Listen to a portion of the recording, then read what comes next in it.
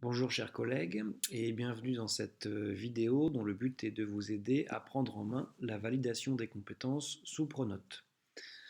Alors dans votre espace Pronote, si vous allez dans l'onglet Compétences, vous trouvez le nouveau socle commun, puis vous pouvez cliquer sur Validation et dans cet onglet Validation, vous allez trouver ici en haut à gauche les domaines du socle tels qu'ils ont été repris par Pronote. Il y a 5 domaines dans la réforme qui ont été divisés en 8 par Pronote. En effet, ils ont regroupé tout ce qui était maîtrise des langues et langages. Donc on retrouve langue française à l'oral et à l'écrit, le domaine 1.1, langues étrangères et régionales, langage mathématique, scientifique et informatique, langage des arts et du corps, ce qui fait 4 sous-domaines de la maîtrise des langues et langages. Ensuite, on retrouve un domaine tout à fait transversal, méthodes et outils pour apprendre, formation de la personne et du citoyen, système naturel et système technique, et représentation du monde et de l'activité humaine. Euh, Pronote a aussi mis à disposition des équipes une compétence personnalisée qui concerne les techniques d'information et de communication. Donc ça, c'est le canevas de base. On trouve aussi les niveaux de maîtrise qui apparaîtront sur les livrets de fin de cycle en fin de sixième et en fin de troisième. Donc il y a 4 niveaux de maîtrise, de insuffisante à très bonne maîtrise. Donc nos évaluations devront être construites en fonction de ces 4 niveaux de maîtrise des compétences définis par Pronote. Euh, Ici, lorsque nous aurons créé des évaluations, nous pourrons les retrouver dans cet onglet avec évaluation trimestre 1, 2, 3 ou toutes les évaluations de l'année, ce qui définira pour chacun des élèves un niveau de maîtrise des compétences pour chaque item que nous aurons défini en équipe disciplinaire. Alors, pour créer une évaluation, il faut tout simplement aller dans Saisie des évaluations. Alors j'ai une connexion un peu lente, donc on va attendre que ça se charge. Donc dans Saisie des évaluations, ici on est au cycle 3 avec une classe de 6e. Votre discipline apparaît ici. Et donc vous avez voilà, vous avez l'évaluation qui va apparaître ici. Vous cliquez sur la petite croix, créer une évaluation. Vous lui donnez un intitulé, essai par exemple. La date, vous pouvez choisir une date de publication si vous ne souhaitez pas que vos élèves connaissent le résultat de leur évaluation avant que vous ayez cours avec eux.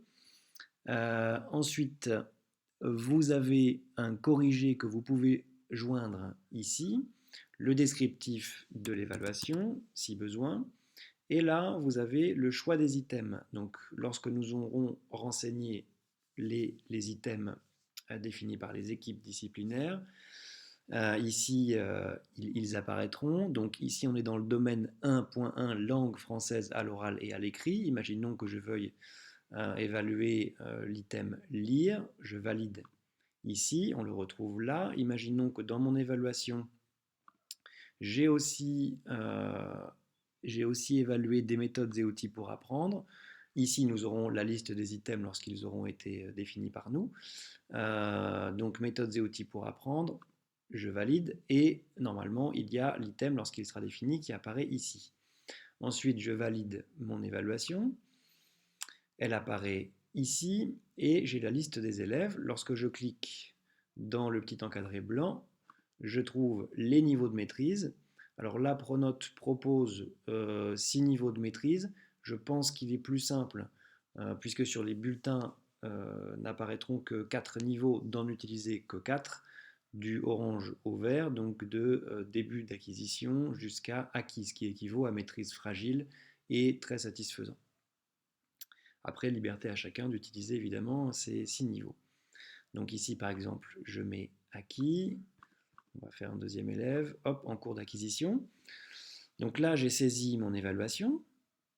Et lorsque je vais avoir un bilan par classe, je vais toujours dans compétences dans le 4e onglet, bilan par classe, je valide ici, j'attends que ça charge et je vais donc avoir un bilan de toutes les évaluations qui auront été effectuées sur un même item. Donc imaginons par exemple qu'il y ait plusieurs professeurs, puisque les compétences sont souvent transversales, qui font des évaluations sur un même item.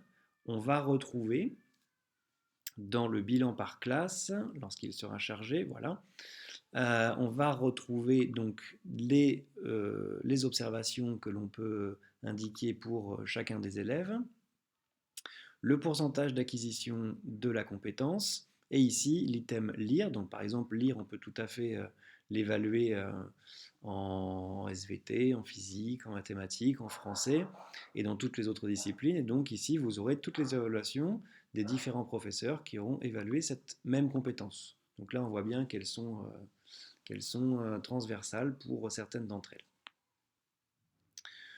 On trouve ici l'onglet bulletin, donc je ne valide pas.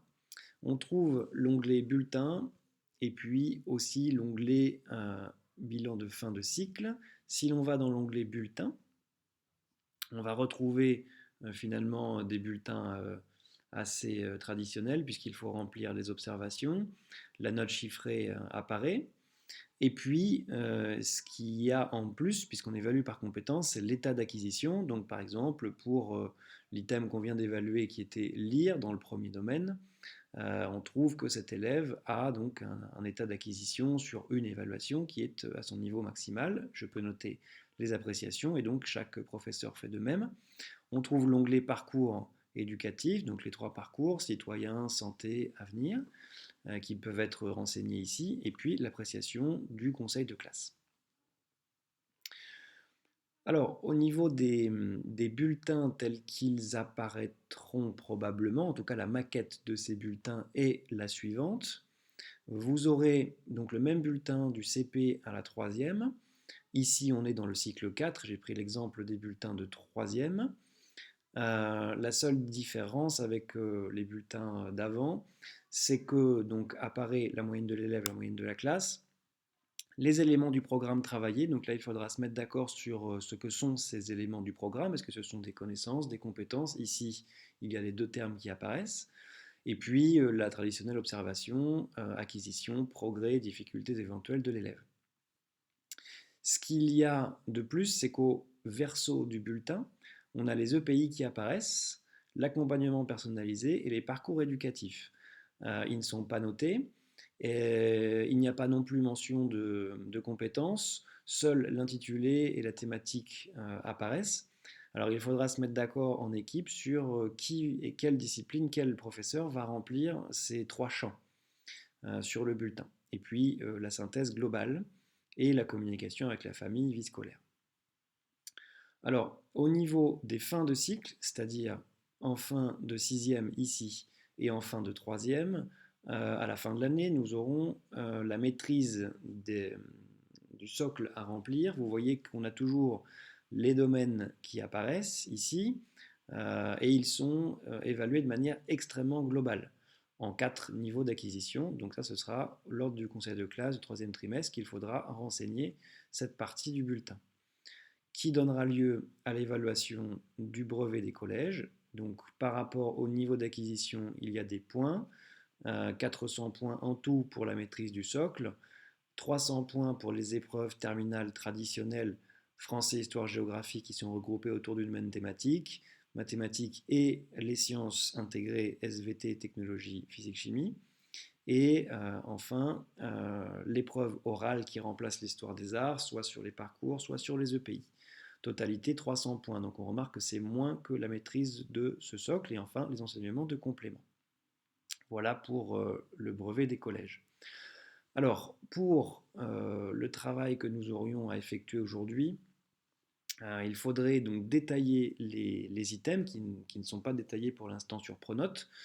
Une remarque, plus l'on va détailler les items et plus nous aurons pour chacune des évaluations de clics de souris à effectuer pour chacun des items, ce qui va demander énormément de travail. Plus c'est détaillé, plus il y aura de travail.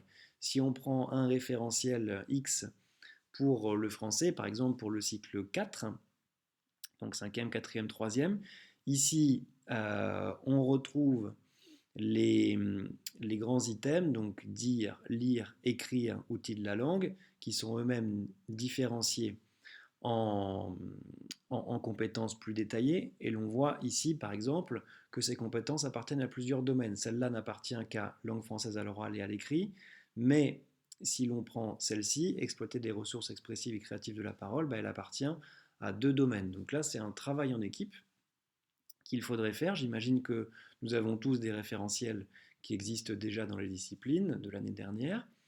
Et l'idée serait de remplir un document que les coordonnateurs feraient remonter pour dire dans chacun des domaines que l'on retrouve, donc les domaines imposés par la réforme et par Pronote, les domaines du socle, donc maîtrise de la langue française à l'oral et à l'écrit, langage mathématique, scientifique, informatique, etc. Donc les 8 domaines que l'on a. Quelles seraient les compétences disciplinaires très larges et les compétences transversales très larges que vous souhaiteriez voir apparaître sur Pronote pour qu'en puisse ensuite, elles puissent être mises et apparaître pour les élèves, pour les parents et pour les équipes. Donc voilà le travail que nous pourrions faire aujourd'hui pour le cycle 3 et la même chose pour le cycle 4. Et puis indiquer aussi, pour savoir qui va remplir avant les conseils de classe, les EPI, l'AP et les parcours, qui va remplir l'observation, donc que chaque discipline indique par niveau de classe qui devrait remplir ces différents champs du nouveau bulletin. Voilà, j'espère que ça a été suffisamment clair. Nous tenons à votre disposition pour toute question, bien évidemment. Bon courage!